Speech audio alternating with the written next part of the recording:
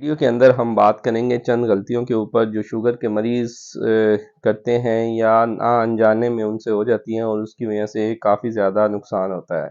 तो उसमें सबसे पहले तो ये है, जैसे गर्मी का मौसम है तो गर्मी के मौसम के अंदर इंसुलिन का ख़ास तौर पे जब आप लेने जाएं तो कोशिश करें कि उस मेडिकल स्टोर से लें कि जिसके पास यूपीएस हो या जिसके पास प्रॉपर कोल्ड चेन या फ्रिज का निज़ाम हो। और कोशिश ये करें कि इंसुलिन अगर ले रहे हैं तो किसी अच्छी मेडिकल स्टोर से लें जिसका आपको ये यकीन हो कि उनका फ्रिज, उनका यूपीएस या जनरेटर जो है वो कंटिन्यूअस चलता हो।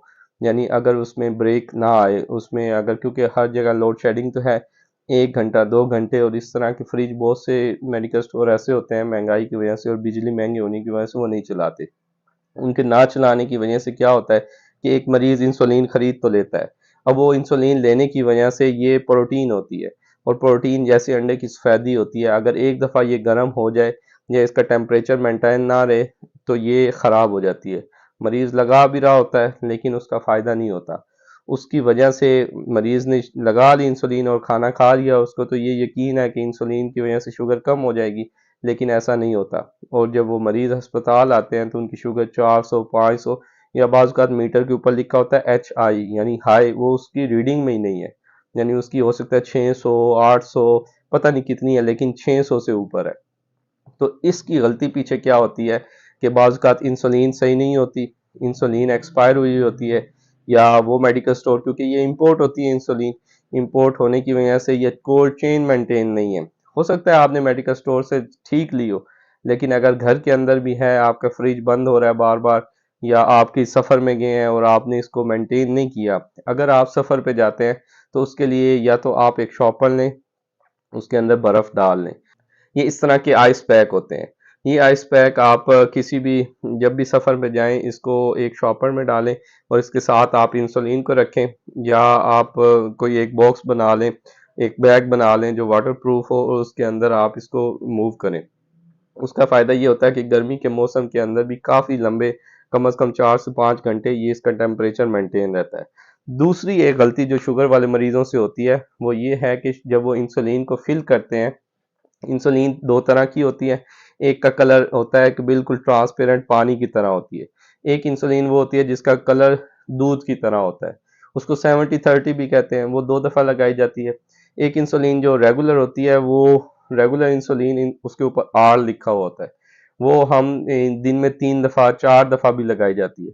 लेकिन एक इंसुलिन ऐसी है जो एडवांस है, थोड़ी सी कॉस्टली होती है, यानी दूसरी इंसुलिन की निस्बत महंगी आती है, जैसे कि ये मेरे हाथ में भी है।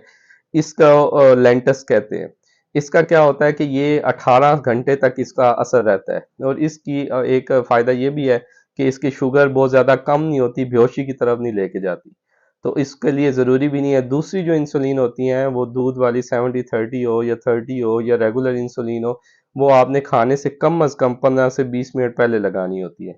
वो उसका मसला ये होता है कि आपने खाना रखा है, अब आप लगाएं और आप इंतज़ार करें और फिर खाना खाएं, या फिर आप खाना जब दस्तरखान लगने लगे तो उससे पहले आप इंसुलिन लगा लें।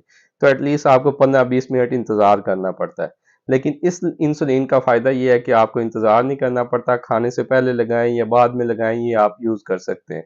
तो इंसुलिन इसका, लेकिन मसला क्या होता है कि पेशेंट क्या करते हैं कि इसको फिल करते हैं, और फिल करने के बाद अगर फॉर एग्जांपल उनका 20 यूनिट है या 30 यूनिट है, उसको फिल करके, अव्वल तो ज़्यादातर शुगर वाले मरीजों की नज़र भी कमज़ोर होती है, क्योंकि शुगर के असरात होने की वजह से पहले दिन पे कोई भी मरीज इंसुलिन पे नहीं जाता, खास तौर पे जिनकी टाइप 2 डायबिटीज़ होती है। तो उनकी इंसुलिन शुरू होती है जब 5 साल 6 साल गुजर चुके होते हैं। तो इस दौरान नज़र पे भी काफ़ी हद तक असरात आ चुके होते हैं, तो इनको दिखाई कम देता है। अब दिखाई कम कर देने में क्या है कि अगर वो फिल करेंगे तो इसके अंदर बाज़ औक़ात बबल रह जाते हैं। अब वो बबल, उसको पूरी तरह से आपने, फॉर एग्जांपल जैसे ये इस तरह से है, अब इसके ऊपर बबल आ चुका है। अब इस बबल को निकालने के लिए तरीकाकार ये होता है कि आपने इसको इस तरह से टैप करना होता है, और टैप करने से ये बबल निकल जाता है। लेकिन अगर बाज़ औक़ात उनको नज़र ना आए और ये बबल उसी तरह से हो, तो उनको लगता है कि शायद इंसुलिन के 30 यूनिट्स हो चुके हैं, लेकिन वो असल में ऐसा नहीं होता। असल में तो यूनिट्स 5 10 15 ही होंगे। तो इस तरह अगर वो कम डोज दे रहे हैं तो उसकी वजह से भी शुगर जो है वो पूरी तरह कंट्रोल नहीं होती। तो उसकी गलती भी रहती है। कुछ लोगों से गलती ये भी होती है कि इसको बाज़ औक़ात अगर सफ़र में जाना है या अपने वालिदैन को भर के देनी है, तो वो इंसुलिन को भरने के बाद वो फ्रिज में रख जाते हैं। अब फ्रिज में रखने के बाद ये ऊपर नैनो ऊपर ड्रॉप्स होते हैं, ये बिल्कुल थोड़ा ड्रॉप ये ना जम जाता है, और जमने के बाद जब ये मरीज़ अपने आप को लगाता है तो ना सिर्फ वहाँ से खून भी निकलता है, और एक शदीद का तरह का एक करंट सा और दर्द होता है। उसकी वजह ये होती है कि ये नीडल जो है आगे से ब्लॉक हो चुकी होती है, इसमें जम चुका होता है, और वो बर्फ नुमा एक छोटा सा ड्रॉप होता है जो आके हिट करता है। इसको बचाने के लिए कोशिश करें कि आप सिरिंज को खाली रखें, सिरिंज को बाहर